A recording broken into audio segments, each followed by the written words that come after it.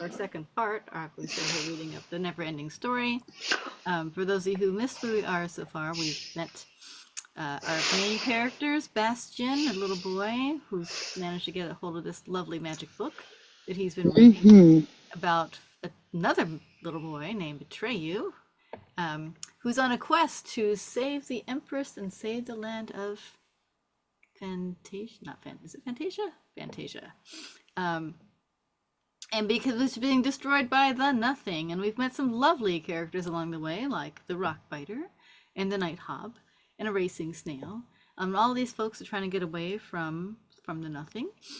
And in his quest, he had to go meet somebody who told him that they need to go up to a castle. And poor Atreyu had to drag his horse through these swamps of sadness, where the poor horse was so sad it didn't make it, which is very, very distraught for many of us, especially as kids. And we also met a mountain named Mora, who told Atreyu that he needs to go meet the Southern Oracle. We left off with Atreyu heading off to his quest when something big and wolf-like came to attack him, and just at the last minute he was plucked from the jaws of death by something with very white paws and flying through the air. That's where we're going to pick up our script today. Before we do that, we're going to do a quick set of introductions, so you know the drill. Name, pronouns, where you're located, who you're playing today, and where people can find you on social media. Starting with, say, Vicky. Hello, I'm Vicky Dykes. I'm from Central Alberta, a small town called Penhold. I'm trying to make it famous. I am playing Englewood Bastion, and I will be reading some action and description. My pronouns are she, her. You can find me on Facebook under the name Vicky Dykes, and I'm on Instagram. I am YogaGramma10. Awesome. Move it over to Anamika. Hi, my name is Anamika. I'm in Northern California, and my pronouns are she, her. And today I get to read Falkor, the Southern Oracle, Eastern Wind Giant, the Childlike Empress, and actions and descriptions. And you can also find me on Facebook under my name. Awesome. Aubrey. Hi, I'm Aubrey. I'm sure some of you have seen me before. So I'm from California. I will be reading the parts of Atreyu, the Gamork, it's awesome, and a few other characters. And then my pronouns are inexperience. And yeah, you can find me on @Luthien the Fair, or here on Facebook, or sorry, not Facebook, or on YouTube and other places. All right. Other places. Other places. Matthew. I am Matthew. My pronouns are he and him, and you can find me on Facebook. Awesome. And Matthew tonight is reading Urgle, Northern Wind Giant, Falkor in the third section, and then, and continuing to the end. So my name is Kat Wilson. You're one of your hosts this evening. She, her pronouns. I'm in Gig Harbor, Washington, and when I'm not reading here, you can find me on Facebook with Two Households in Fair Corona, a Shakespeare reading group. And as you may have guessed from our listing of our characters, we'll be trading off today who's playing what character, just because the bulk of the script is actions and descriptions, and we want to give everyone a chance to play their favorite characters. So you'll try to see us, hopefully follow along who's reading what, but it'll be fun. So we're going to go ahead and dive right into our script. So I'm going to go ahead and pull that up. I'm going to actually get into, yeah, there we go. All right. And let's see here. I think I need to make this slightly larger. So 1 sec. And F11. All right. How does that look? Is that still too small? Is that too large? No, I think it's okay. Can't see all of If it. you move it, yeah, there. I think that's good.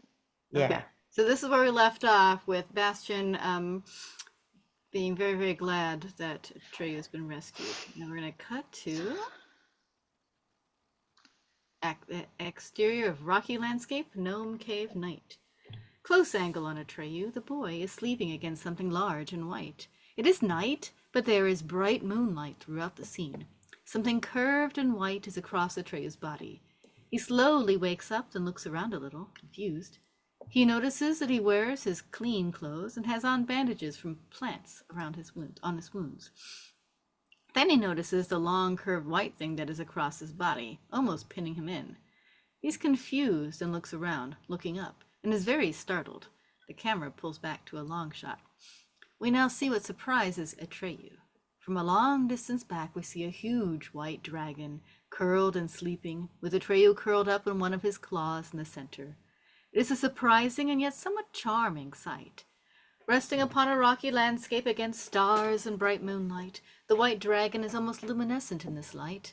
He is 40 feet long, and his huge head is not far from the tiny-looking boy. Close angle on Atreyu, who looks a little scared by all this. He tries to push he now realizes this is a dragon's protective claw away from him, and he manages to budge it a few inches. Dragon's face, who has been sleeping. The dragon has a large white head, and he opens one of his large eyes. Atreyu, close angle as he pushes the claw away, just enough that he can slip out. He very gently tries to move away, then quickly turns and looks toward the dragon's face. The dragon's face from Atreyu's point of view. The dragon quickly closes his eye, just in time. Atreyu and the dragon long shot. We are back very far now, and see Atreyu successfully climb down off the dragon, out from under his claws, and he starts to sneak away. Atreyu close angle as he tiptoes away until he hears a friendly but deep voice. Leaving so soon? Atreyu freezes, then turns. Atreyu and the dragon, as the dragon now has both eyes open and raises his head. I was just trying to I have to, I was trying to, Sneak away? I like children. for breakfast? No, never. I'm a luck dragon. My name is Falcor. Oh, and my name is, Atreyu when you're on a quest. how do you know all about me? Oh, you were unconscious, but you talked in your sleep. uh, could you climb up and scratch behind my left ear? I can never quite reach it. Atreyu climbs back behind the dragon's head and scratches his ear while they talk. Here? Oh, yes. Oh, that feels good. Thank you. So, little fella, you're on your way to the Southern Oracle. Yes, but it's hopeless. It's too far away. I wouldn't necessarily say that. You know how to get there? Sure, it's right around the corner.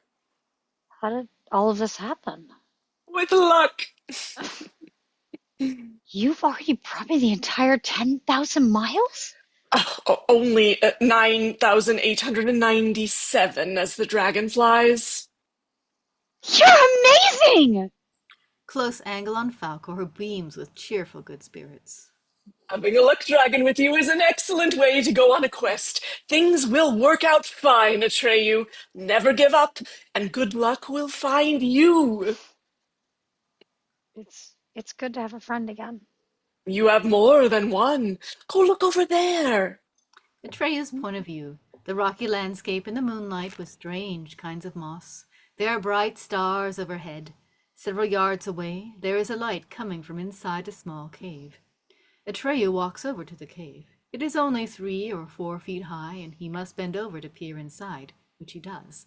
There's a delighted expression on his face when he sees exterior cave. I'm going to move that just a tad, if I can. There you go. Exterior cave night. Atreyu bends down, looks into the cave, and looks astonished, the dragon in the background. The kitchen area of an alchemist, all done in miniature. We see an absolutely charming little home for 2 gnomes who are about 2 feet high. There's a fire crackling in the fireplace, dozens of strangely shaped flasks, bottles, tubes, and bubbling concoctions of all kinds. There are boxes, sacks, and containers of herbs, plants, and strange remedies. The furniture has a charming crudeness about it, made of rootwood, fastened together in some obvious makeshift way. But like the rest of the place, every piece of furniture looks comfortable and lived in. Atreyu hears a cough. We see a small gnome sitting in an armchair by the fire.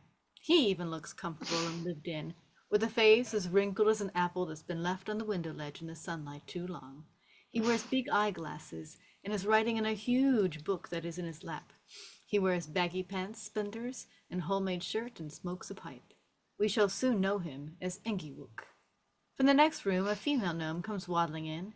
She is his mate in every way, round, wrinkled, and very much at home in the little cave. Her name is Urgle, and she goes over to the fireplace where there's a tea kettle hanging over the fire. Oh, get out of my light, wench. You're disturbing my scientific work. You and scientific work.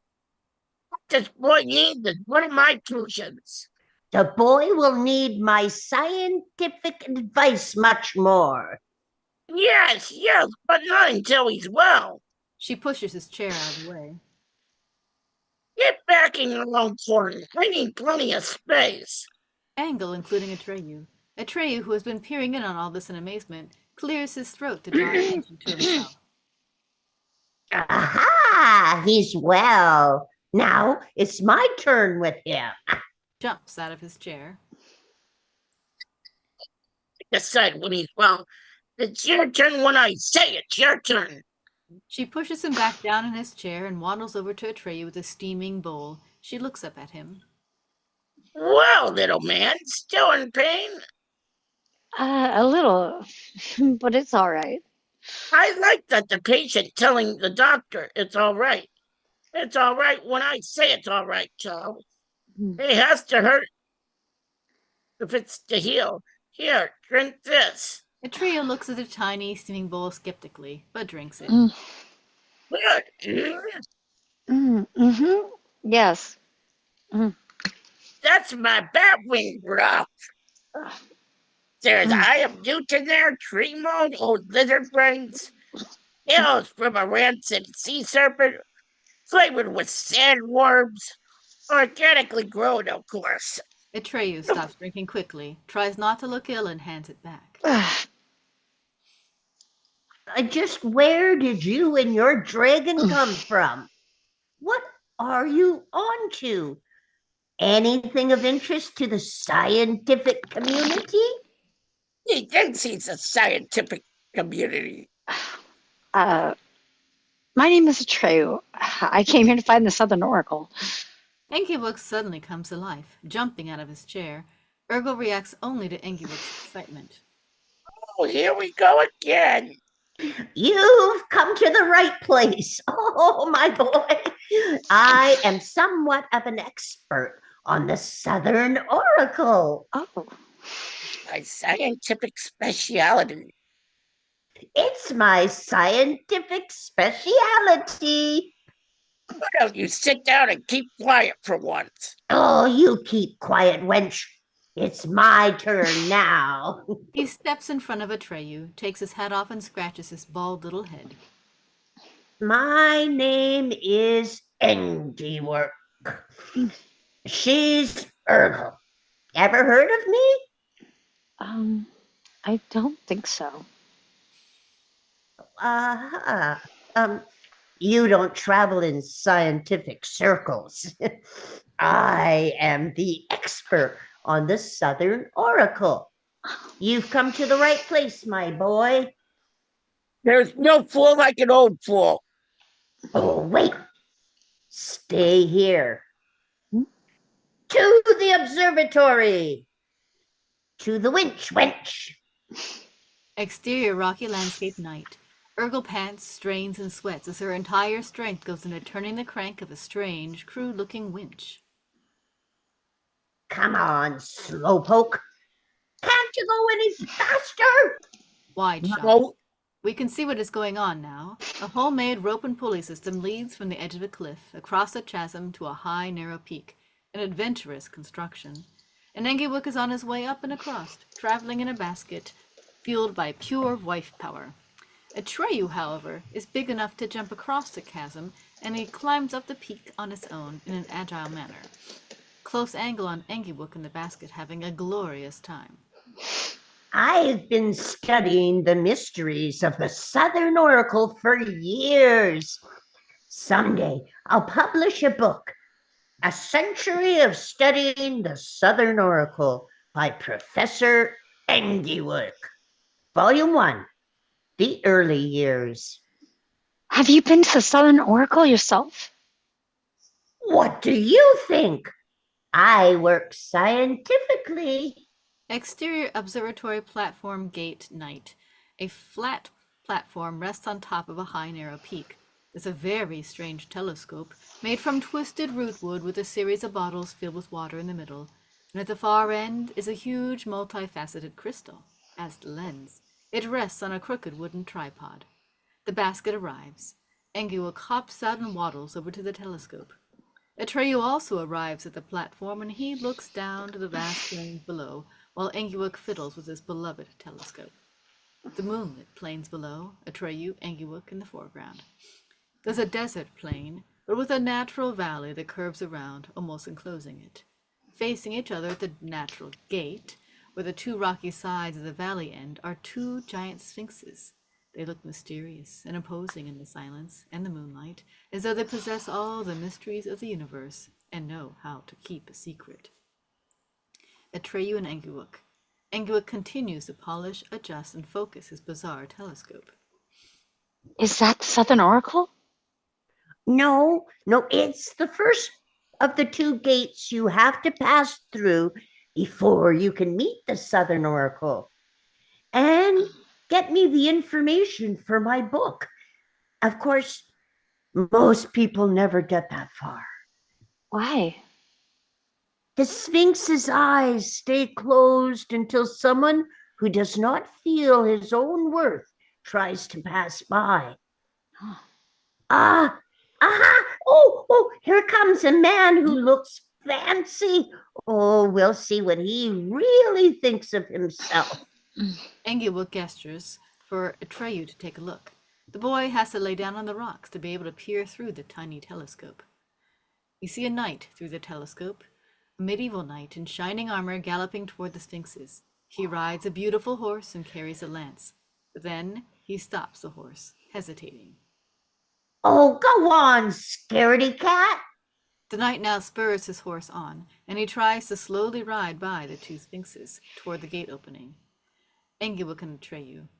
Atreyu keeps peering through the telescope, while Engelwick impatiently dances around. It's my turn. Oh, let me see. I'm the scientist. But Atreyu keeps looking through the telescope. He's going on. I think he'll make it. The Sphinx's eyes, are they open or shut? Oh, let me see. The eyes are closed. No, wait. The eyes are opening. Oh, no. The knight and the sphinxes. As the knight and the horse advance a few more paces, and then suddenly there's an incredible flash of light and a powerful explosive sound. It all lasts only a split second. Then the horse rears up. The knight falls to the ground and lies motionless, and the horse turns, gallops away safely. The knight lies still.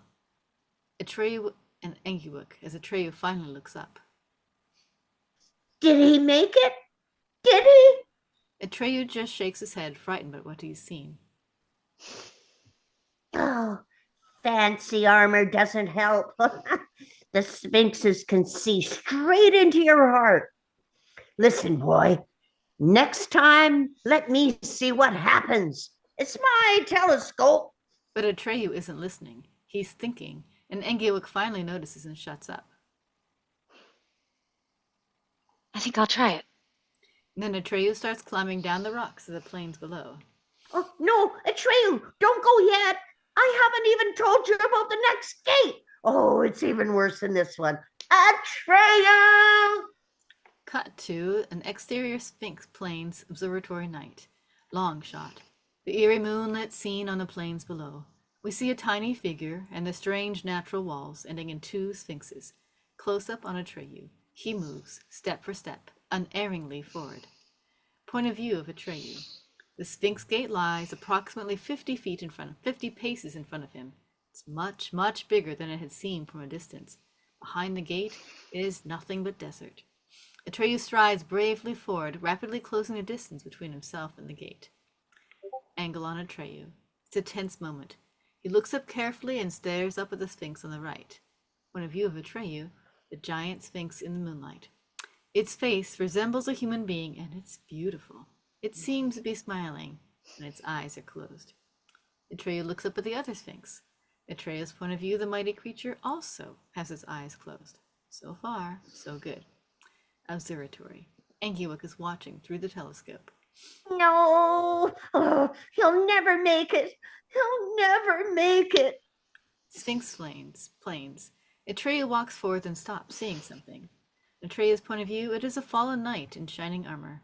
He lays still in the moonlight, dead. He has fallen at an angle where he can't see his face yet. Atreyu walks on toward him, past the falling man. Atreyu's point of view of the fallen knight. As he walks closely, and we see the knight from Atreyu's point of view. The shining armor glimmers in the bright moonlight as we go by first the silvery boots, then the armor on the legs, then the iron gloved hands, and then the chest. Atreyu close angle as he stares at the fallen body. The knight's body close angle. We now pan up slowly and see the helmet has fallen off, and we see a skeleton's face looking up at us in the moonlight, and the frightening image has bizarre, mysterious eye holes shaped like stars. Atreyu close angle. He reacts with fear and horror. Angle on the scene as Atreyu stumbles back, afraid, and then his foot knocks over a small rock, which slides down and hits another with a loud sound that echoes throughout the silent valley. Atreyu suddenly looks up at the first Sphinx, who regally sits there, eyes still closed. Atreyu whirls around to look at the second Sphinx, whose eyes are also closed. Enkiwuk watching through the telescope, very agitated. Oh, no. Now don't start to doubt yourself. Be confident. Atreyu, as though hypnotized, looking ahead. And then he looks up and freezes, looking scared, with a gate opening about 20 feet ahead. The first Sphinx is now starting to open his eyes. We cut to the interior attic day as Bastion is reading, wide-eyed. Oh, I don't think I have a Bastion for this scene. Matthew, do you want to take that one? Sure. Run, Atreyu, run! Exterior Sphinx plains observatory night. Angle on the second Sphinx, now also opening his eyes. Observatory. Enkiwuk is watching through the telescope and starts jumping up and down. Run, Atreyu! Run! Atreyu, who looks around quickly at both Sphinx's eyes, looking scared and desperate. The first Sphinx, from Atreyu's point of view, his eyes are now almost open as well. Interior attic. Bastion is now excitedly yelling as he stares into the book. Run, Atreyu, run now! Cut to exterior Sphinx plains observatory night as Atreyu breaks into a dead run. The Sphinx's eyes are completely open, staring at Atreyu as we hear a terrible sound begin, just like before an explosion. Atreyu runs as fast as he can toward the gate opening in the rocks, and then he dives through. The other side of the gate, as Atreyu sails through the air, right behind him is a giant flash of bright light and the sound of a huge blast. Atreyu lands on the snow on the other side, rolling, and comes up safe. He made it, but he finds himself in some sort of blinding snowstorm. Observatory. Enkiwuk comes out of his excitement and begins jumping up and down, out of his mind with excitement. He made it! He made it! I always said he could do it! He hurries over to his basket and pushes off without hesitation. A long shot of Enkiwuk in the basket. Exterior landing site for the basket night, as Enkiwuk sails into view, coming down too fast, not noticing. Ergo! Oh, Falcor! He made it! He made it through the Sphinx gate! Crash! The basket lands too hard and fast, and Enkiwuk tumbles out. Exterior mirror gate night. Atreyu is stumbling around, half blinded by the sudden snowstorm. He can't see, but bravely goes forward. Exterior night. Close up on Urkel. She is testing a huge hypodermic needle by shooting giant bubbles straight up in the air. Things, powdered porcupine, quills, dehydrated whale blubber, and crocodile tears. We see that she is sitting atop Falcor. As she plunges a huge needle into him, he roars with pain. It has to hurt if it's to heal. Engelwick excitedly runs in a view, waving his arms. Atreyu made it through the Sphinx gates. I always said he could do it. Good, but hardly reason for you to fall out of your basket again. I I knew he would be knew. safe. Oh, I knew he would be safe. Oh, what? What? I knew there wouldn't be any problem. This sets Engelwick off again, and now he's furious. Nonsense. Oh, you don't understand anything. The worst one is coming up. Next is the magic mirror gate. Atreyu has to face his true self. So what? That won't be any problem for him. Oh, that's what everyone thinks. But kind people see they are cruel. Brave men discover they are really cowards. Oh, confronted with your true selves, most people run away screaming. Atreyu will make it past this gate. And I suppose you can tell me how? With luck! A famous scientist like me shouldn't even be arguing with a dumb dragon. He stomps off to one side and sits down, feeling dejected. Atreyu will never make it, so I shall never finish my book. I didn't mean it that way, my poor old Engelwick. Basically, he's a poor good gnome. Oh, wench. I'm not a good gnome. I'm a tragic figure. Urgle takes the little man by the hand as they waddle to their cave. It's all right. It's all right. All right. And Vicky. Exterior mirror gate area night. Atreyu is staggering around through the great blinding snowstorm.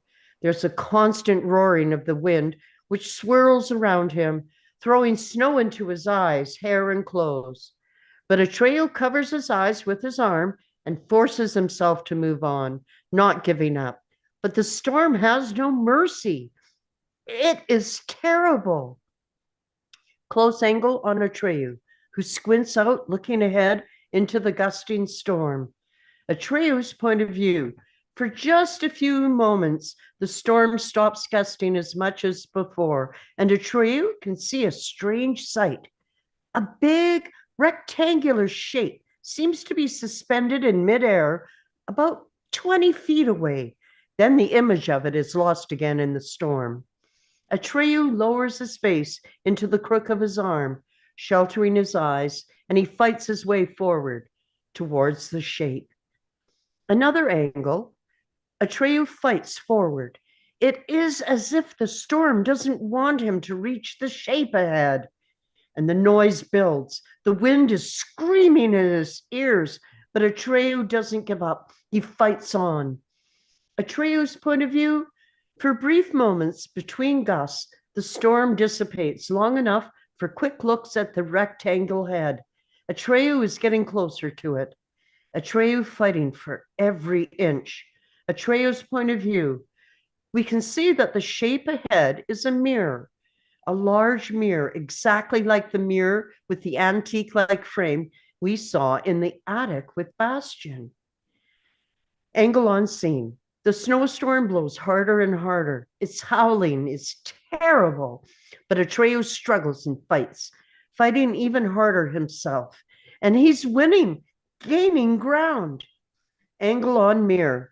We can see Atreyu's reflection in it as he slowly makes his way through the storm towards it. Angle on Atreyu as his face is covered by his arm.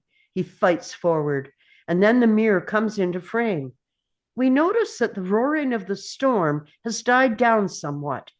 Atreyu turns to one side and slowly lowers his arm from his face. Also realizing there is a lull in the storm. He faces the mirror. He is shocked by what he sees.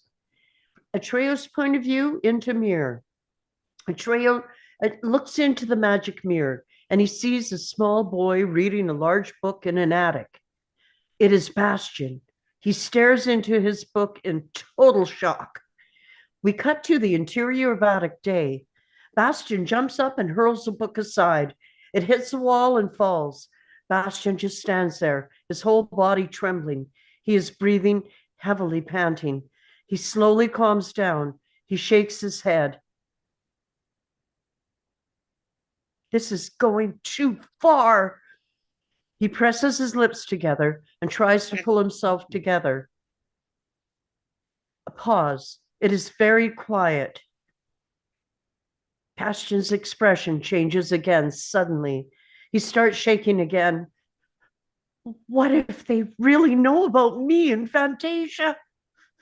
For the first time, the idea seems tempting. He suddenly jumps up and reaches for the book. Exterior mirror gate night.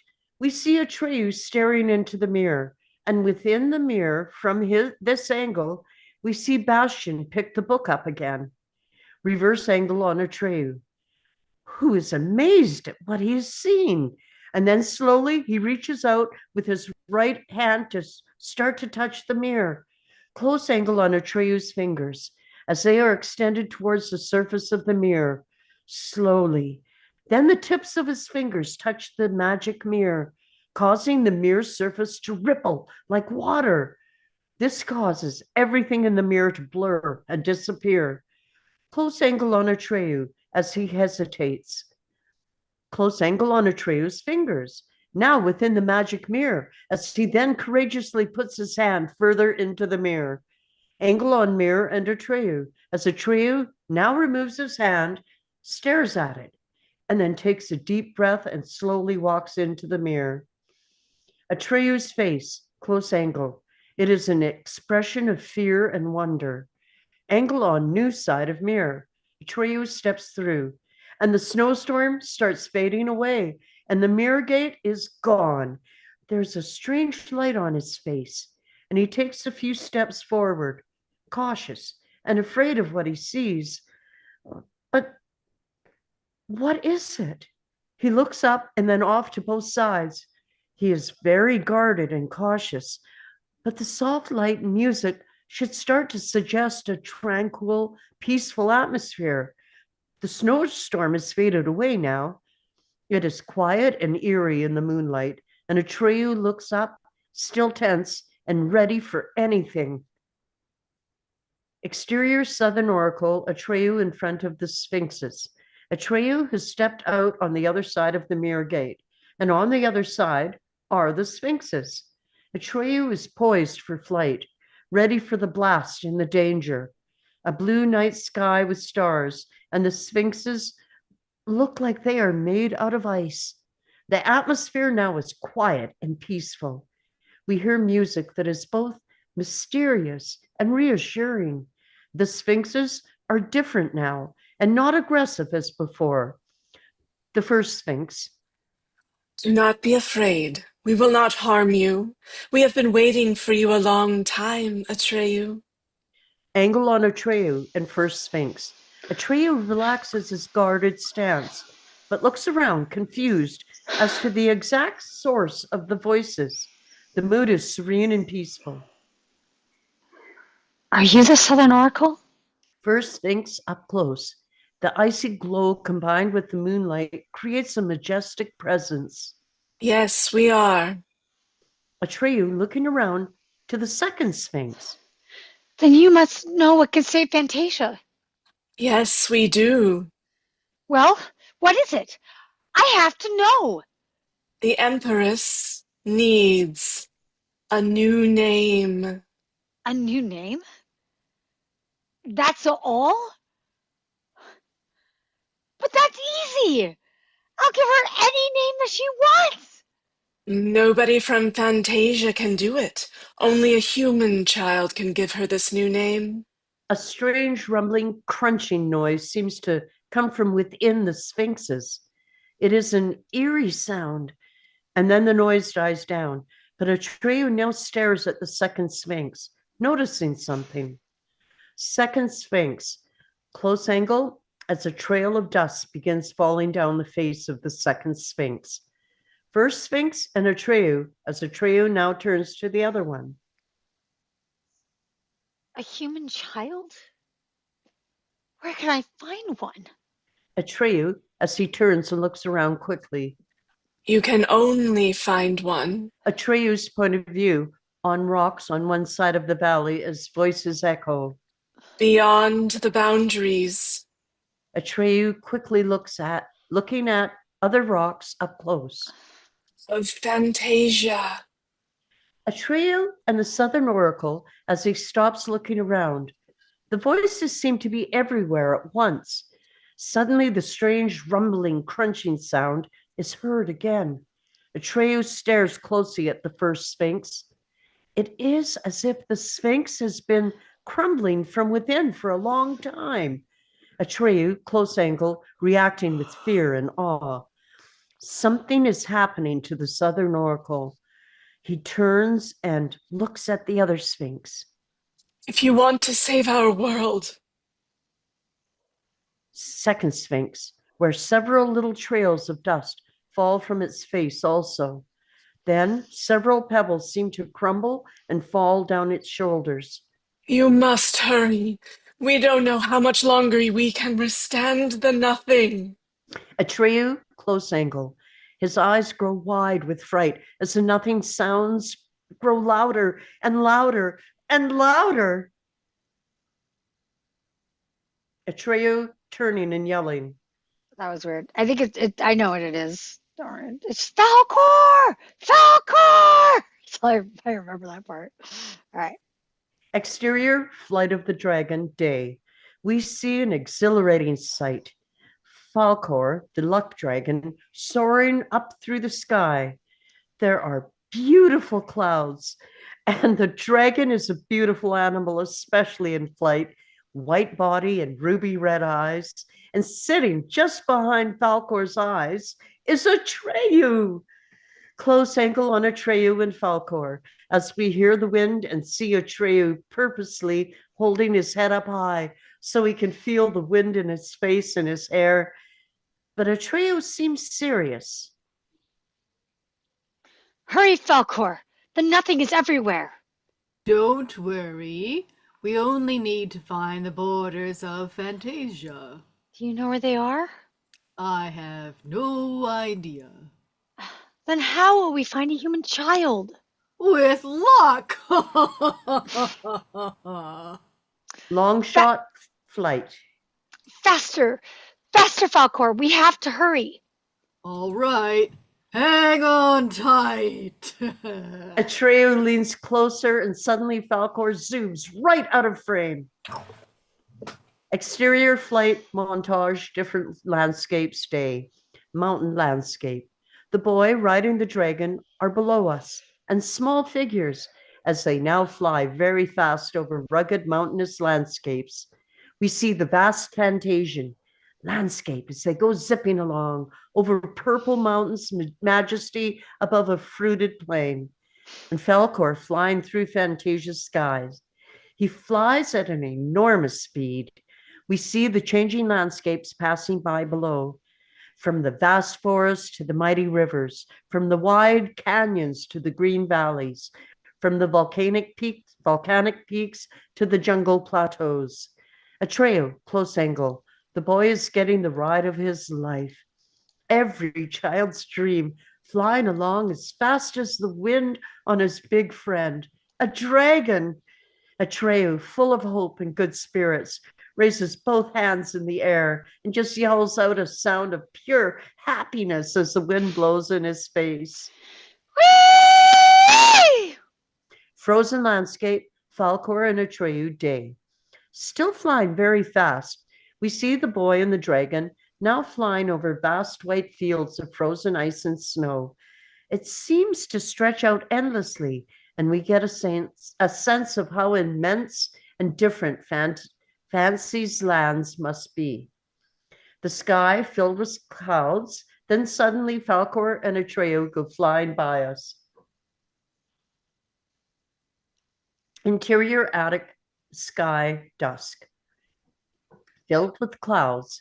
And then we pull back to reveal that we are looking at this sky and clouds over a boy's shoulder. It is Bastian, and he looks at the gray, late afternoon clouds from a skylight window in the roof of the school attic. It has stopped raining for a while, but the clouds are impressive. Bastian's face as he stares up into the sky, as though trying to imagine what it must be like to soar through the clouds on the back of a dragon. And then he just sighs to himself and closes the window. The attic, as we see Bastian climbing down off a tall stack of boxes, which enabled him to reach the skylight. He climbs down and then gets some candles and matches from a box he notices and lights several candles. Bastian then goes to his reading place on the gym mat behind the desk, picks up the large old book, and begins to read by the flickering light of the candles. They flew for days and nights until they came to the sea of possibilities. We cut to the exterior sky with darker clouds. Day. Atreyu is asleep, his arms around Falcor's neck. Falcor is flying along, slower now, against dark gray clouds. Then suddenly, Falcor sees something ahead and reacts. The flying dragon version of putting on the brakes a little, which causes Atreyu to wake up and look around. What is it, Falcor? What's wrong? Look up ahead. Atreyu's point of view, there are blue-black mountainous clouds building to the north, to the west, glowing clouds with blood-red streaks, a gray wall of thunderclouds to the east, and to the south, sulphurous yellow clouds with lightning flashes through them. If this is what I think it won't be any fun, believe me. The four strange cloud shapes now seem to be converging straight ahead. Atreyu and Falcor. Atreyu stares and is very excited. What can it be, Falcor? The 4 wind giants. They fight to see who is the strongest. It is just a game to them, but for anything caught in the middle of them. The sky ahead, the terrifying clouds approach with increasing speed, but they are experiencing the calm before the storm. Atreyu and Falcor. Atreyu takes a deep breath. We'll wait here for them. I want to ask them something. Falcor is so shocked, he makes a jump in the air. What do you want to do? They know all the points of the compass. Maybe they can tell us where the boundaries of Fantasia are. Atreyu's hair and cape begin to blow. The wind begins to howl. How do you think you can just chat with wind giants? With luck. The wind becomes a gale. Falcor fights the turbulence. Atreyu almost falls off him. Whoa. Be careful, Atreyu. Hold on tight. The scene, a horrible hurricane begins. Ear-shattering noise. The black clouds tangle with the sulfur clouds. The gray walls slam into the bloody red ones. The massive clouds howl. Falcor is bounced around like a match in a raging whirlpool. Close up Atreyu. He yells and pants and holds onto Falcor desperately. The faces of the 4 wind giants, for a few brief moments, become visible. They appear in the raging, tangling winds, and they disappear again. They open their mouths wide and roar and scream and howl and laugh. And then their faces melt back in the churning clouds. In the name of the childlike empress, be silent and listen. The unbelievable happens. The raging clouds become peaceful. The loud noise dies down. The whole scene stops moving. Suddenly, total silence. 8 enormous eyes stare at Arian. Where are the boundaries of Fantasia? Do you know? The face in the black cloud gives him a puzzled look, then shakes its head. To the north, where I make ice storms, there are no boundaries. In the east, where I blow down prairie villages, no boundaries there. Please, you must know the boundaries.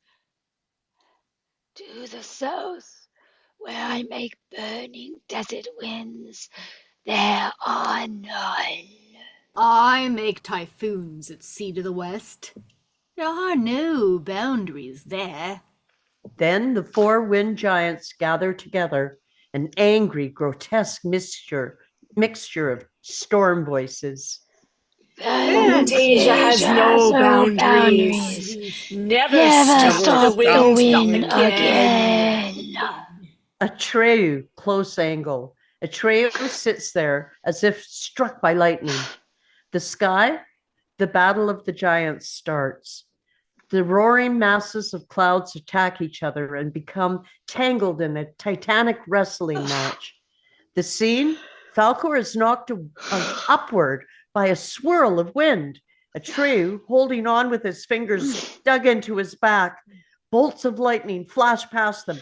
Thunder roars in their ears. Bluish black cloud masses swirl around the dragon. Horizontal rain whips him in the face. Atreyu just barely manages to hold on. And then they are pulled downward. Gray clouds pelt them with a hail of icicles. And it gets even worse. A great force pulls them upward. Raging masses of clouds throw them around, back and forth. Atreyu's strength leaves him. Hold on! Atreyu and Falcor. Falcor tries to turn and get away, but they are caught in the middle. The angry faces get very close and blow as hard as they can. The noise is deafening.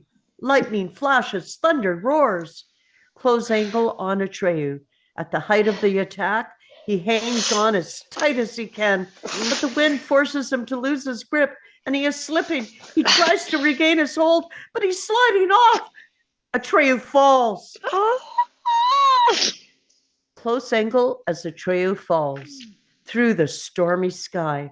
He can only try to look back up towards Falcor, and he tumbles through the storm to the sea below. Falcor and the wind giants, Atreyu's point of view. As he falls, the tiny white dragon and the large clouds quickly shrink above him in the stormy gray sky. Angle on Falcor. He tries to twist and turn in the air, trying to regain control of himself, but he's blown suddenly off into a different direction by a final loud blast of wind. Excuse me. Interior attic night. As suddenly an attic window is blown open by the wind and crashes open with a bang. Bastian jumps, and his candles now flicker, their flames almost horizontal, nearly blown out by the night wind. Bastian climbs up on the boxes, and closes and fastens the window. It is suddenly quiet and still in the attic. The candle flames are now, they grow steady again. Bastian looks out into the night, where the night wind can be heard, even through the window. Bastian stares up at the sky as if appreciating what may go on up there on windy nights. And then he goes back over to his book. We cut to the exterior beach day. The scene is as quiet and tranquil as the earlier moments had been violent. We slowly pan along the edge of a sandy beach. It is a gray, overcast type of day. We come to Atreyu. He is lying on wet sand, the waves lapping at him. He must have washed up during the night. His eyes are closed, wisps of fog blowing through the scene. And then he suddenly regains consciousness, opening his eyes, looking around. Close angle as Atreyu reaches up for the orin, but it's gone. Suddenly upset, he looks around in every direction, but the orin is not there. Atreyu jumps to his feet, looking around, looking up at the sky. Falcor! Can you hear me, Falcor? Silence. The only sounds are the gentle lapping of the waves. Atreyu turns and starts to walk away, looking forlorn and lost. Another angle, Atreyu walks on and then suddenly comes to the large wolf-like tracks in the sand. He doesn't know what they are, but we do. Atreyu looks worried and goes off in a different direction. We cut to the exterior of Falkor Flying Day. Falkor flies over the sea, turning his head around, frantically searching without any of his famous luck. Atreyu! Where are you? Atreyu! Exterior, Atreyu, near large rock walls, day. Atreyu walks past some large ancient wells and landscape. He seems listless, without hope, and the weather seems to match his mood. It is still a gray day with a small amount of fog. Angle on large rock. As Atreyu stops and looks around, leaning on one large round rock which is almost as big as he is. Then he hears a strange sound as though someone is weeping not far away. But where? He looks around, and then he slowly looks behind him and up. His eyes widen and he slowly starts stepping back, staring up. The rockbiter over Atreyu's shoulder. It is our old friend the rockbiter. He sits against the large ancient wall, slumped down. He has been crying and now wipes a tear away, then looks down and sees Atreyu. The rockbiter's foot is the large rock Atreyu was just leaning on. The rockbiter then stares at the palms of his powerful rock-like hands. He seems to be in shock, talking more to himself than to anyone else, like a dazed refugee from a recent violent disaster. Atreyu and the foot. As Atreyu stares in surprise, touching the rock foot of the giant. But then Atreyu hears the rockbiter sob, and he is moved by this immense figure of sadness. Intercut between rockbiter and Atreyu. Oh, they look like big, good, strong hands, don't they? I always thought that's what they were. I used to tear big rocks in half, and they've never let me down before. Ever.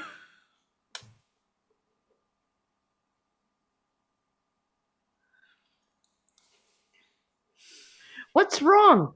Can I help you? My little friends, right there in my hands. A little man with his racing snail, a night bomb, and even a stupid bat. But I couldn't hold on to them. The nothing pulled them right out of my hands. I failed. No, you didn't fail. I'm the one who failed. I was the one chosen to stop the nothing, but I lost my oar and I can't find my luck dragon, so I won't be able to find the boundaries of Fantasia. The distant rumbling sound of the nothing is now heard in the distance. Listen, the nothing will be here any minute. I will just sit here and let it take me away too. They look like good, strong hands, don't they? Atreyu just nods, yes, then sort of awkwardly pats the giant stone foot, and then Atreyu just sadly walks on. The nothing's rumbling, crunching sound is coming closer. Exterior Falkor flying, day. Falkor is flying, slowly but with determination, over the sea, searching, not giving up. Matthew, you Atreyu! Low angle over sea, Falkor's point of view, as Falkor flies over it. Atreyu! Exterior ruin landscape, day. Atreyu has now walked to a different place, a strange, gray, dying place. It is a landscape of ruins. This is an ancient, crumbling place of partial walls, sides of old buildings which have caved in, a city that has been dead for hundreds of years. Children, now dead for hundreds of years, once brought laughter and life to this decaying city of ruins. The earth shakes a little now as we hear the nothing getting closer. Part of a wall crumbles. There's a crack in the earth. There is eerie gray light and foggy mist, which seems to envelop everything. A clear horizon cannot be seen. There is a depressing, timeless atmosphere about this ghostly place, and Atreyu walks through it without much sense of purpose or direction. Like a shell-shocked soldier moving through a battle zone, he does not react to the coming nothing. It doesn't matter anymore. Then he notices something which suddenly piques his interest and gets closer. The ancient paintings, close angle. Atreyu moves closer to a strange ancient wall, which is covered with a series of ancient, stylized drawings and paintings. At first they don't make sense, but then a pattern emerges which almost hypnotizes Atreyu. The nothing sounds grow loud and then fade throughout scene, and this wall of painting often cracks now. The end is near. First, there is a large white tower against a sky, then a boy on a horse riding off, then a small man wearing large shoes. There is a large turtle. These drawings take a moment to understand, and we suddenly realize what they are. Each is a puzzle for a moment, then recognition. This is the story of the quest. This is Atreyu's story. Atreyu now walks quickly, anxious to get to the end of this unbelievable series of old drawings. Then there is Engiwook and Urgel holding hands by a cave, two large sphinxes. Atreyu walks even faster now, almost running, his eyes never leaving the drawings. Then there's a drawing of Falkor and Atreyu. Then a picture of Atreyu looking at a wall filled with ancient drawings. And at the end of those drawings, within the drawing, the last one is Atreyu looking at another wall of drawings, and on into a seemingly infinite series. Atreyu continues to ignore the way the wall paintings crack and chip just behind him. He's too fascinated by the paintings. But like an advancing force of nature that gets closer and closer, the nothing will clearly be back in force within minutes. Angle on Atreyu, who is totally stunned by all this. He cannot believe his eyes. He touches the ancient paintings and the wall, and they easily chip off and crumble. Yes, they are hundreds of years old. Atreyu looks just above the infinite, never-ending series of paintings of the boy looking at a wall, and he sees a final painting. Angle on the last painting, which is Atreyu standing near a wall as a gigantic wolf-like creature is leaping towards him. Atreyu, who stares at this last painting, genuinely puzzled. Then there is a moment of comprehension, and his warrior instincts take over. He turns and whirls, going into a fighting stance, looking around everything, suddenly seeing the Gamork, who lies hidden in a dark cave-like opening in an ancient wall behind him. The Gamork's shape is largely hidden, but his white teeth and large green eyes are visible in the darkness, and he makes a loud growl. We still do not see it clearly, but it is more frightening than ever. Atreyu and the Gamork in shadows of cave wall intercut. Throughout this, the rumbling, crunching sounds of the nothing grow louder, and the walls around them begin to crack and crumble, and the strange sucking force begins. The Gamork makes strange gasping noises like a dying creature who is struggling to breathe. Atreyu moves toward him. Leave me alone. Can I help you? If you come any closer, I will rip you to shreds. Who are you? I am the Gamork, and you, whoever you are, can have the honor of being my last victim. I will not die easily. I am a warrior. Ha ha ha! Brave warrior, then face the nothing. But I can't. I can't get beyond the boundaries of Fantasia. What's so funny about that? Fantasia has no boundaries. That's not true. Oh, you're lying. The wall behind Atreyu cracks and half falls over now. There is an almost blinding gust of dusty wind between boy and wolf. The sounds of the nothing peak and then fade, but the peaks grow louder and closer. Both boy and wolf ignore the catastrophe around them. Foolish boy. Don't you know anything about Fantasia? It's the world of human fantasy. Every part not. Every creature of it is a piece of the dreams and hopes of mankind. Therefore, it has no boundaries. But why is Fantasia dying then? Because people have begun to lose their hopes and forget their dreams. So the nothing grows stronger. But what is the nothing? It's the emptiness that's left. It is like a despair, destroying this world. And I have been trying to help it. But why? Because people who have no hope are easy to control, and whoever has the control has the power.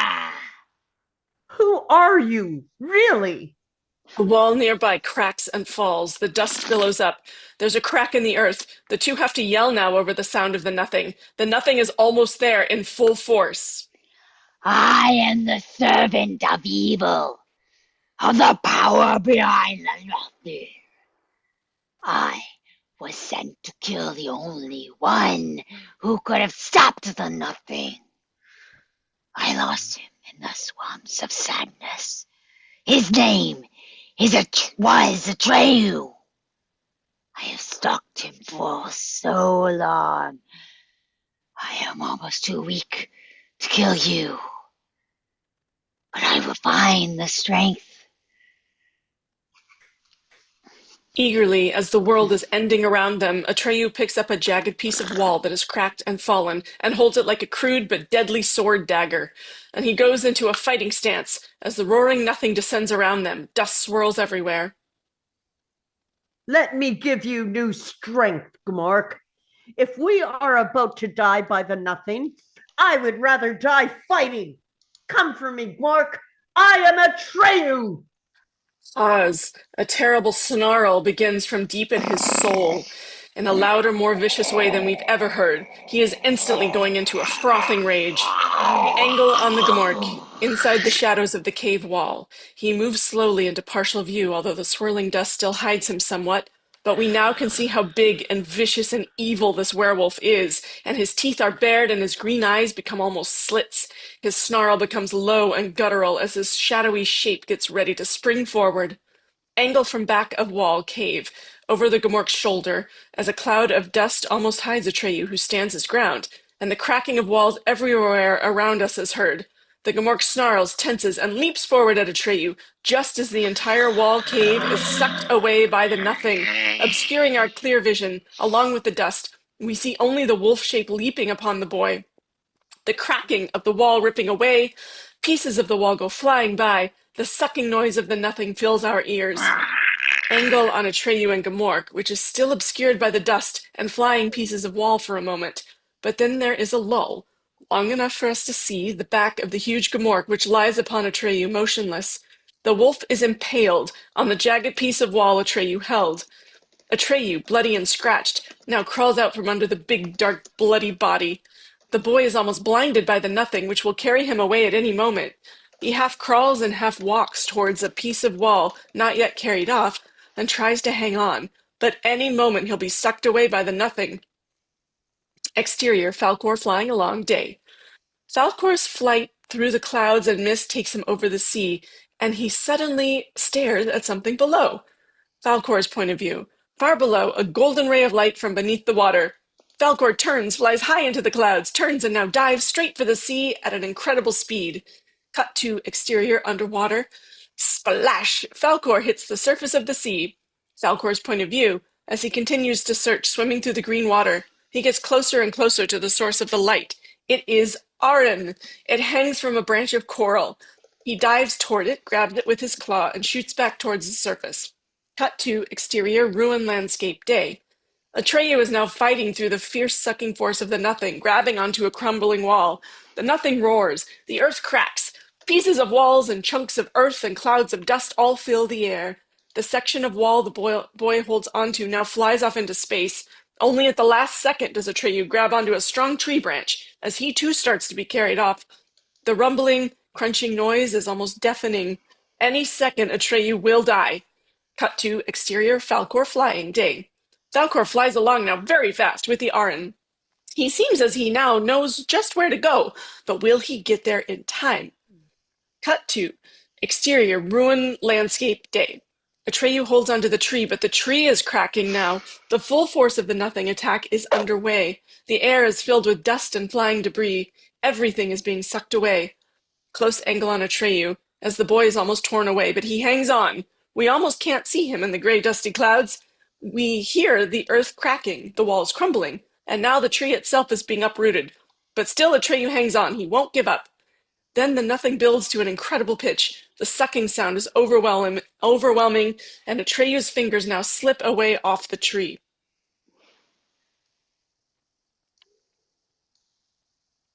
Vicky, you're muted. Falcor! Exterior Falcor flying. He flies faster than we've ever seen him go. Atreyu! Exterior ruin landscape day. Atreyu is finally carried off, horizontally sucked across the ground just before the tree itself is ripped up. He flies off, but is then caught by a giant pair of white claws, and he is quickly carried aloft. The tree is ripped up and flies away. All parts of the walls and the ruined landscape disappear. Dust fills the air along with a terrible noise, and then it grows more quiet.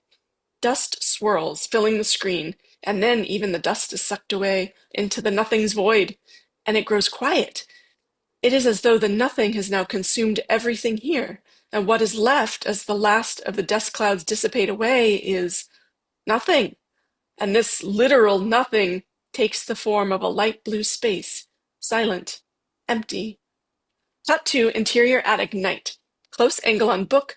By the flickering light of the candles, we see an extremely close angle on the book, and then Bastion's hand eagerly turning the page.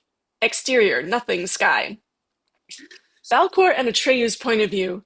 We are flying through a very strange non-sky, with the subjective camera flying into an eerie light blue space with stars in the background, but no clouds, no wind. Falcor and Atreyu, as they fly along the weird non-sky. Atreyu is slumped down, exhausted against Falcor's neck. The dragon flies as if he is very tired, too. Close angle on Atreyu and Falcor, as Atreyu raises his head.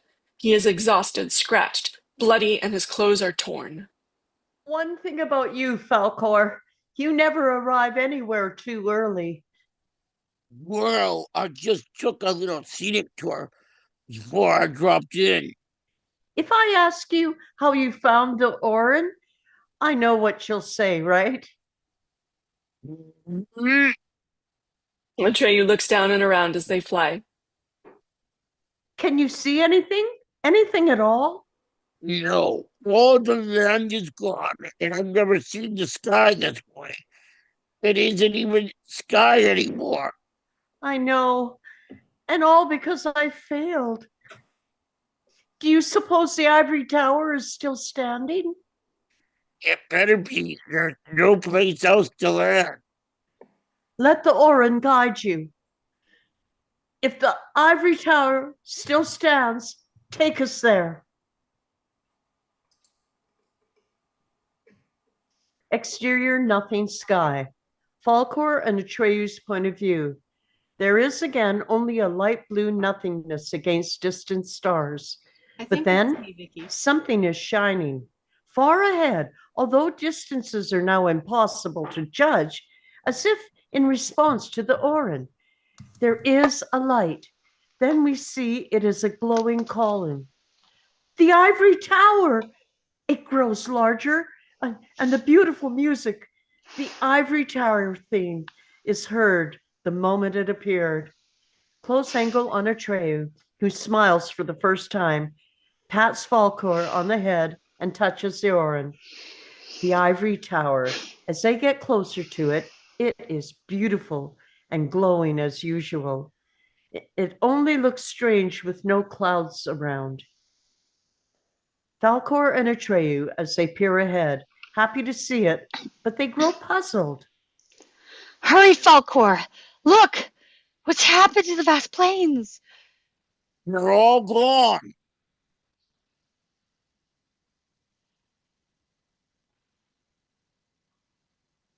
the ivory tower, as they get closer to it, it is still an immense glowing ivory tower. Only now we can see that it rests on an island of earth that somehow floats against the nothing sky. Below, as well as above it, the ivory tower's base has a chunk of land around it, but then just nothing. Atreyu and Falcor. The boy stares at this, stunned. The center of Fantasia. It must be the last place the nothing hasn't destroyed yet. And nothing will be here very soon. As they fly closer and closer to the immense, beautiful structure, and then they sail up towards the top. Atreyu, close angle, as they fly almost straight up now towards the top, he leans back, looking up. Cut to the interior attic night. Bastion is very absorbed in this, and outside the thunderstorm begins again. It grumbles in the distance. It grumbles in the distance, and the sound of rain increases. By the light of the candles in the early hours of the morning, Bastion is very absorbed in the book, clutching it tightly. Cut to the exterior terrace. We are slowly panning around the large terrace area. As we see no destruction, just an empty room where Chiron the merman once talked with all the creature ambassadors. As we pan past the huge magnolia bud, then one of the petals starts to slowly go down like a drawbridge, and radiant light pours out. We continue to pan over until we get to Atreyu and Falcor, as Atreyu slides off the dragon. The nothing sky is in the background in the same light blue with the stars.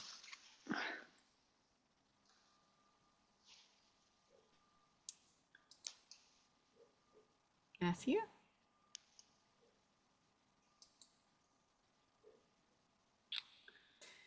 All right. Whatever you find inside there, Atreyu, remember one thing. Falcor close angle. You've got a luck dragon for a friend.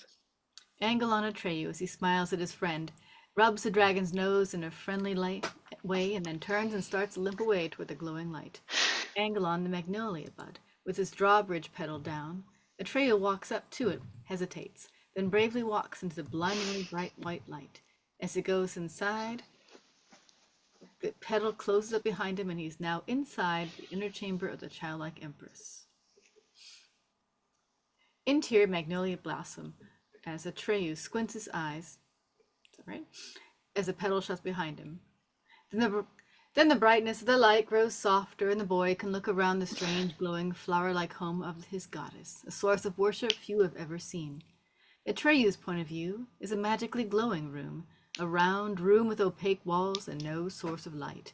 The light is everywhere, and yet it is not too bright, but soft, warm, reassuring.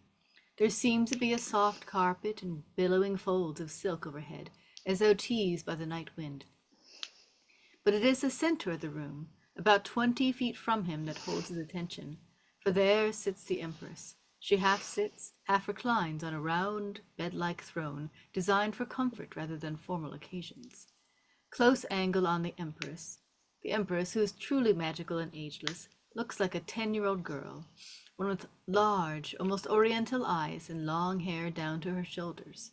She wears white silk, so white the rest of the room looks dark. The force of her charm and strength of personality do come clearly, however, making us believe her both as a child and an empress. Atreyu, why do you look so sad? I have failed you, Empress. The empress is not at all affected by Atreyu's bad news. No, you haven't. You brought him with you. Who? The Earthling child, the one who can save us all. Exterior base of Ivory Tower. We see the immense base of the Ivory Tower and the large chunk of plains attached to it, but this entire mass looks as if it is suspended in midair. The light blue non-sky surrounds it on all sides, including underneath.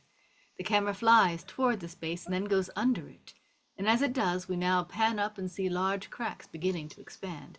The nothing is starting its final assault on the Ivory Tower. Inside the magnolia blossom, the cracking sound can be heard, but it is ignored for now. You knew about the Earthling child? Of course, I knew everything. My horse died? I nearly drowned? I just got away from the nothing. And for what? To find out what you already knew? The Empress raises herself up into a sitting position. She looks at Atreyu coolly. She is very much in charge. It was the only way to get in touch with an Earthling. But I didn't get in touch with an Earthling. Interior attic night. Extreme close-up. Bastion's face is filled with awe and amazement. Yes, you did. He has suffered with you. He went through everything you went through, and now he's coming here with you. He's very close, listening to every word we say. Interior magnolia blossom. All of a sudden, a trembling runs through the petal walls and a sound that is uncomfortably familiar with us. Exterior ivory tower long shot. While the ivory tower is passing by like a spaceship, it's trembling. A few pieces of what is left from the landscape are pulled away. All of a sudden, there's a sound like an explosion. A huge piece slowly breaks off and is sucked away by an incredible force of power. Interior magnolia blossom. Where is he? If he's so close, why doesn't he show up? The walls of the blossom start trembling again. He doesn't realize he's already a part of the never-ending story. The trembling gets stronger. The never-ending story? What's that? The nothing tugs at the magnolia blossom, but the Empress shows no fear. It's the story that never ends. Just as he is sharing all your adventures, others are sharing his. They were with him when he ran into... Interior attic night. There's a thunderstorm overhead now, but Bastion ignores it. He is totally absorbed in the book. Coriander's bookstore. But that's impossible. Interior magnolia blossom. Atreyu can't fathom it any more than Bastion. They were with him when he took the book, with the orange symbol on the cover. Interior attic night. Lightning flashes and rain pounds down as Bastion sticks his finger between the pages. He takes another look at the cover of the book, In which he is reading his own story, right now. Bastion shakes his head in disbelief. Excited, he paces back and forth. I can't believe it. They can't be talking about me. The only way to find out whether all this is really happening is to read further. He flips open the book again. Interior magnolia blossom. Now the room is shaken so hard, Atreyu can hardly keep his legs from being pulled out from under him. What will happen if he doesn't appear? Then our world will disappear, and so will I. Exterior ivory tower. Several minor pieces of landscape are sucked away. While passing by, the tower keeps trembling, and then with the sound of a huge explosion, half the remaining landscape breaks off. Interior magnolia blossom. Atreyu's legs are knocked out from under him and he falls down, then gets to his feet again in the swaying room. How could he let that happen? He doesn't understand that he's the one who has the power to stop it. Interior attic. The thunder crashes overhead the way this thought crashes into Bastion's brain. He continues reading. He simply can't imagine that one little boy could be that important. Is it really me? Interior magnolia. Maybe he doesn't know what he should do. He has to give me a new name. What if he doesn't come with the right name? He's already chosen it. He just has to call it out. Interior attic. Come on, Bastion. That's going too far. You're dreaming again. I can't holler out a name. That's ridiculous. Okay, one more page. Bastion reopens a book. Exterior base of ivory tower, giant chunks of land crack and sail off into space. Magnolia blossom is ripped apart with a deafening roar. Where is he? Why isn't he here? He still doesn't have the confidence. Interior attic night. Bastion's face. He's in agony of indecision. Lightning and thunder rock his world. But it's only a story. It's not real. It's only a story. Exterior base of ivory tower. More giant chunks of land break off and fly away. In a few seconds, the ivory tower will be destroyed. Interior magnolia, Atreyu is thrown to the ground suddenly and lies still. Atreyu, no! The nothing whipping around the base of the ivory tower. Lightning, thunder, the magnolia pavilion is cracking. Bastion, as he stares at the book in total awe, lightning and thunder explode outside his attic. The Empress, looking around her dying world. Don't you have the courage to save us, Bastion? And then she turns, and this exquisitely beautiful girl looks right into the camera and smiles. Bastion, as he is riveted by this, and turns and looks at the camera. He has never seen anyone so beautiful or been moved by any moment in his life. I wish I could. Quick cuts. The ivory tower base is cracking. Fantasia is dying in a great roar. The Empress, extremely close up, staring into the camera. We hear the nothing crashing around her. Why don't you do what you want, Bastion? Bastion, staring into the camera. But I can't. I have to keep my feet on the ground. Interior Magnolia, the Empress, extreme close up, staring into the camera. Call my name. All right. I'll do it. I'll save you. I will do what I dream. Okay. What have I got to lose? Nobody will hear me anyway. He jumps on a chair. Bastion takes a deep breath and hesitates for an instant. The lightning flashes over his face and the sound of thunder crashes all around him. Finally, he makes up his mind. He shouts into the deafening noise, his voice blending with the sound of the thunder, so we can barely hear him. Immediately after he has finished calling out, the lights go out. Bastion is enveloped in darkness now. Slowly, the noise of the storm subsides into deathly silence. Darkness. Silence. Then we hear a thin, trembling voice. Where Sorry. am I? You are here with me, Bastion. Why is it so dark? In the beginning, it is always dark. In the darkness, a child's hand slowly opens, holding something tiny that illuminates a hand and the two children's faces, Bastion's and the Empress's. It looks like a sparkling grain of sand. What is that? One grain of sand. It's all that remains of my vast empire. Fantasia has totally disappeared? Yes. Then everything has been in vain. The Empress shakes her head. No, it hasn't. Fantasia can arise anew from your dreams and wishes. How? Open your hand. Bastion opens his hand and the Empress places a sparkling grain of sand in it. What are you going to wish for? I don't know. And there will be no Fantasia anymore.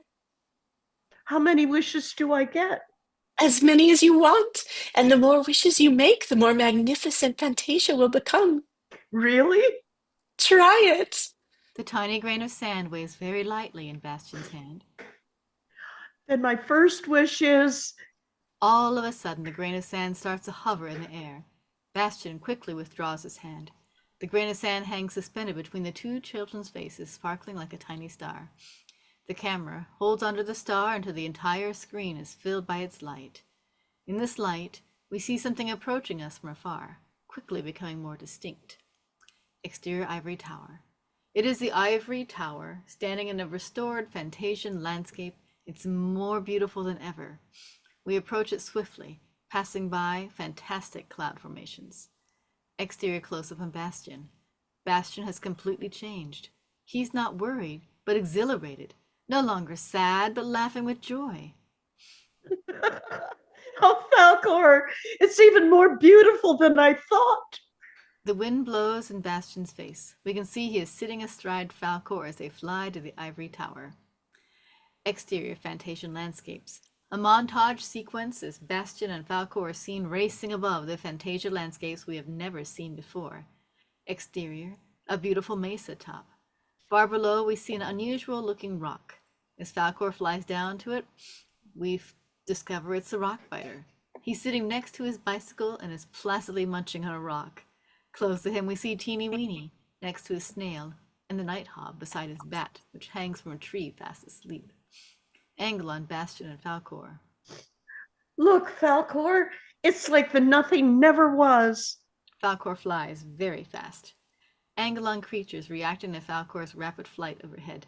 Quick cuts. The night hob is chewing on some rocks. He flails out at his bat.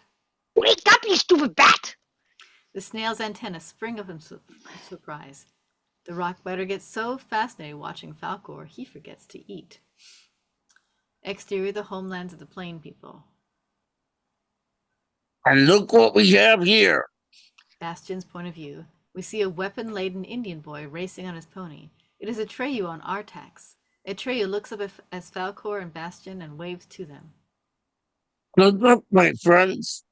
Atreyu and Artax happily race away. What would you like to wish for next? Bastion thinks for a moment, leans forward and whispers into Falcor's ear. Falcor gives a hearty laugh and speeds out of the scene. Exterior street. It's the same street we saw Bastion and the tough kids in scene 3. We see people moving on the street. Among them are the 3 little bullies on their way to school. Suddenly, one of them looks up and reacts, startled. The others also stare in amazement. Angelon Falcor.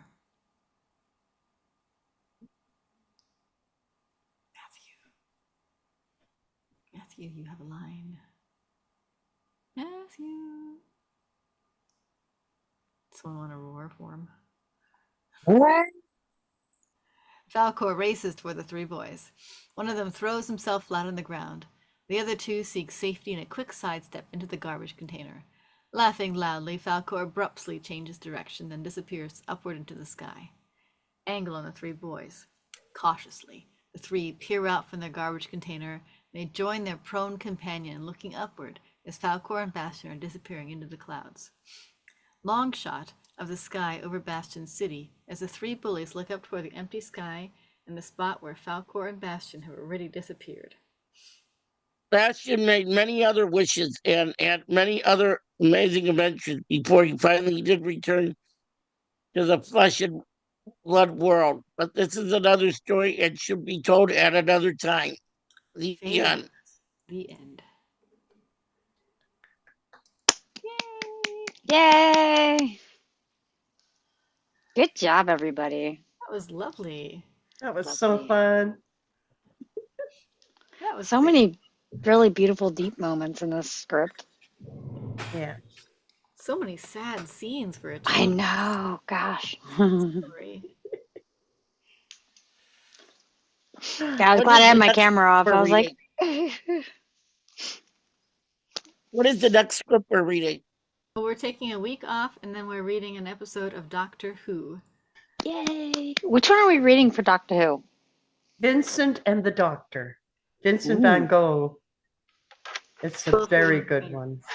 Nice. Uh, Which era is it of Doctor Who? Matt Smith. Oh, Matt Smith. Okay, cool. Awesome. And so we're reading 2 episodes of that. One episode. So we have a week off, so no reading next week, and then we'll have Doctor Who, and then no reading after that, and then we'll jump into another film, which we'll put a poll up to figure out what we want to do for our next film. So I have a list of more films that we can cover in a year. And more Sweet. television episodes we can cover in a year. So I'll put some of those up and we'll pick one. Sounds good. Mm-hmm. Sounds like a plan. Ah, crap. Just...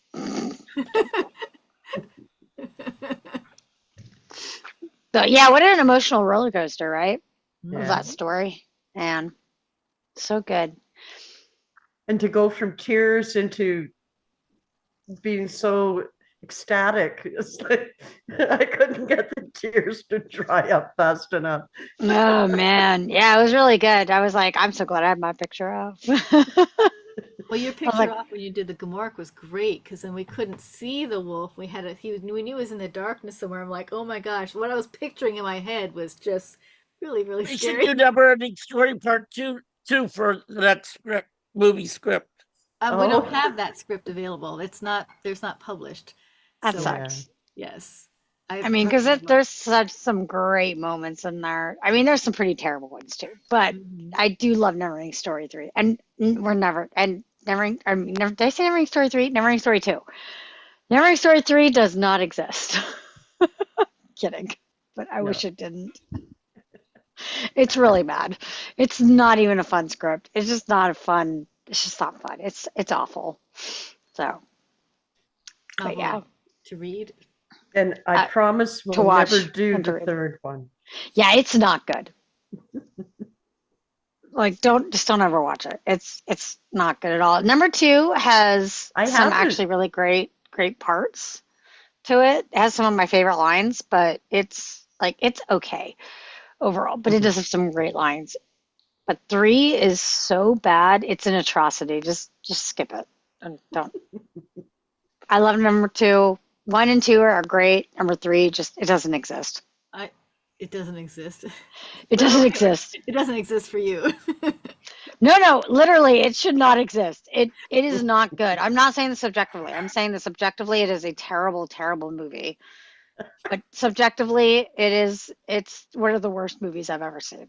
Wow, It tops. Honestly, it's so bad. It tops Attack of the Clones. And Oh. Attack of the Clones is one of my. I hate that movie so much. I don't like that movie at all. It's so bad. It's worse. To me, it's worse than Attack of the Clones and Star Trek Nemesis. And those are some of my most hated movies. It's a good thing Heather isn't here. She probably likes Star Trek Nemesis. It's not a good movie. It's so bad. She probably does. She loves them all. Slayman's Wrath of Khan. It's so bad.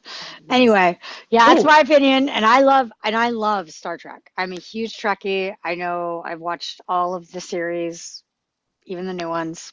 If you're out there, Heather, we did Wrath of Khan for Heather. We did that reading. Yeah. That's a great script, and it's a great film.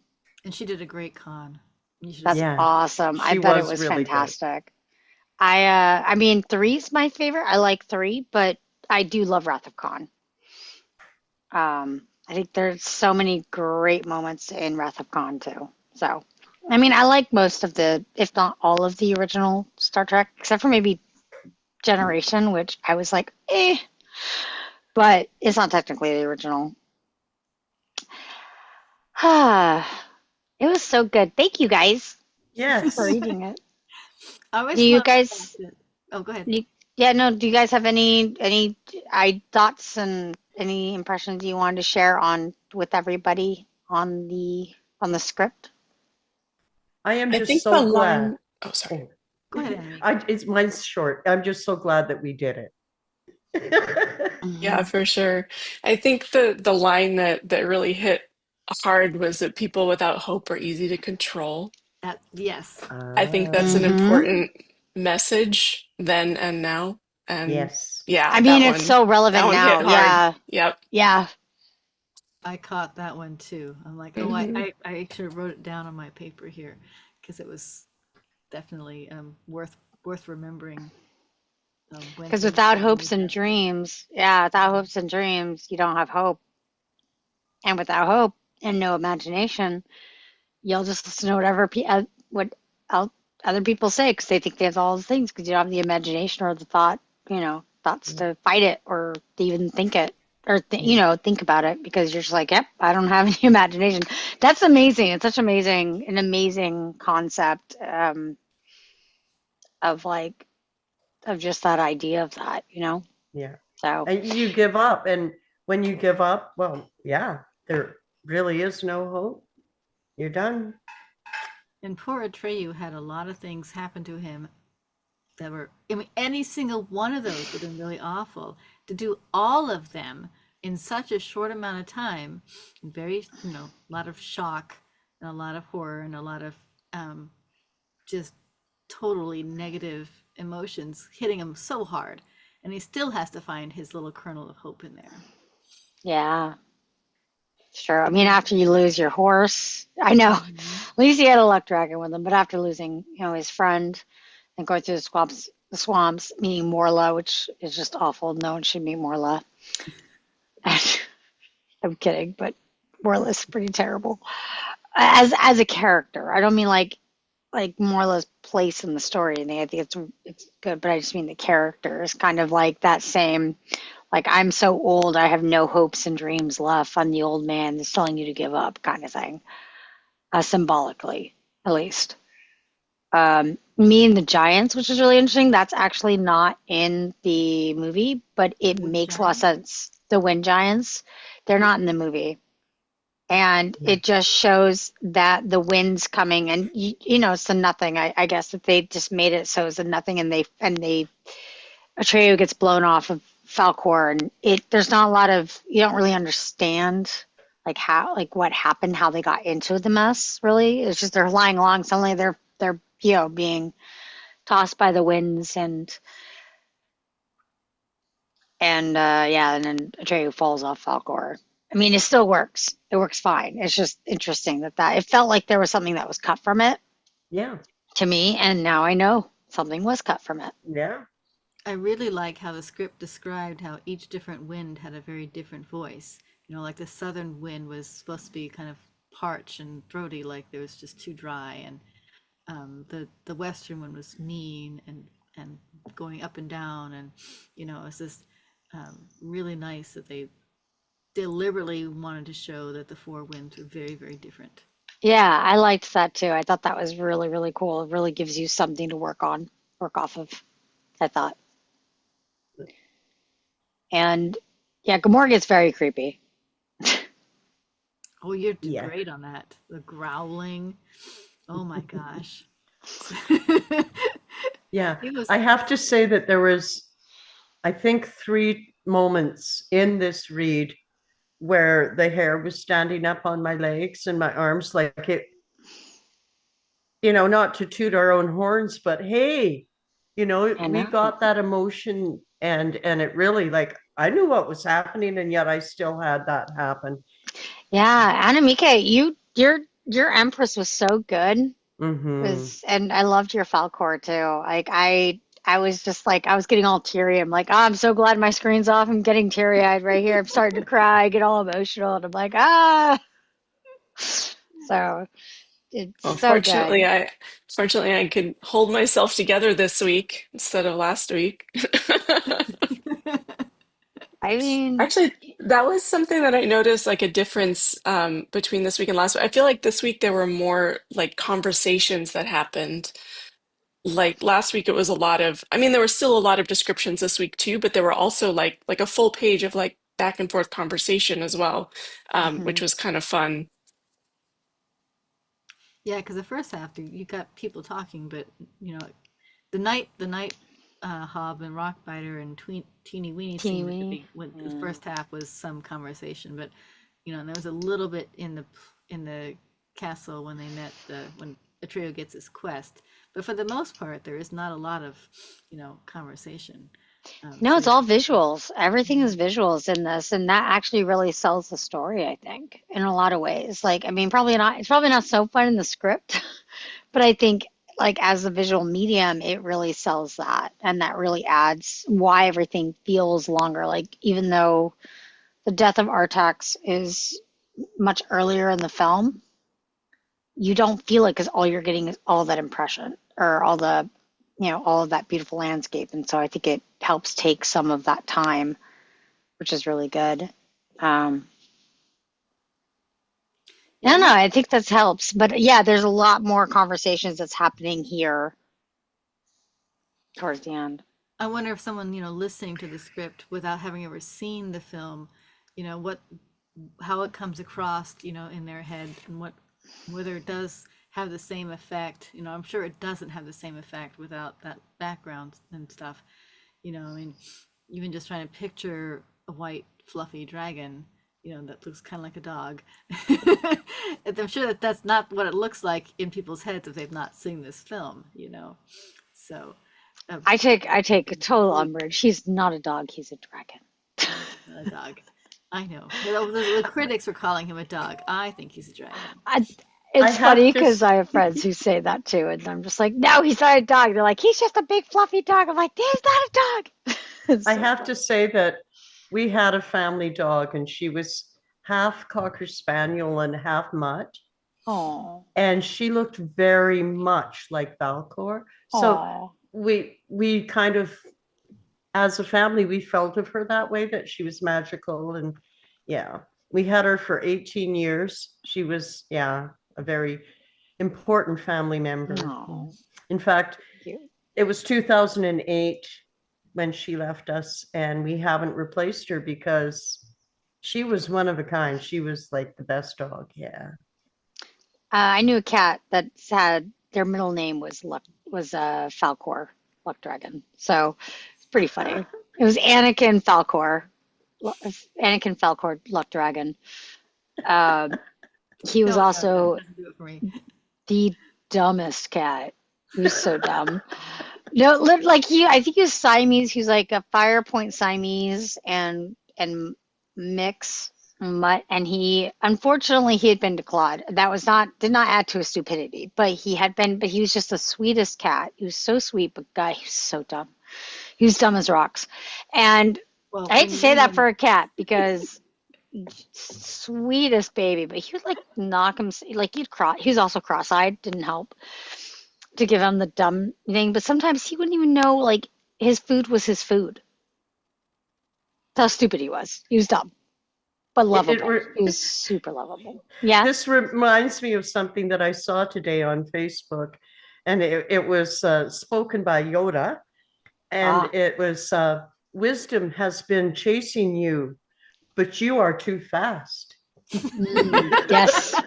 That would be Anakin. I mean, obviously he's named Anakin after Anakin Skywalker, but the dog was probably just really confused with a name like that. it was a cat. It was a Or, cat. I'm sorry, cat. Yes, cat. See, I'm He was confused. Anakin. Yeah, it was Anakin Falcor Dragon Skywalker. I think that's what his name was actually. Now that I think about it, and we just called him either. Yeah, I think we just called him Anakin, but he was so dumb. Lovable. He was a lovable dumb oaf. So yeah, great cat. Well, I Otherwise, have to dash. It's so do I actually. yeah, Mother Nature says I must go. You all have a wonderful evening. We will see you in 2 weeks. Yes, And I hope to be with you guys in the next reading. I'm sure I will be, but I adore you all. This is me signing out. I adore you all too. All right. Bye, Bye. Come on, guys. storming the Three of gallery, Bye. folks. three of my Bye. favorite people in the world.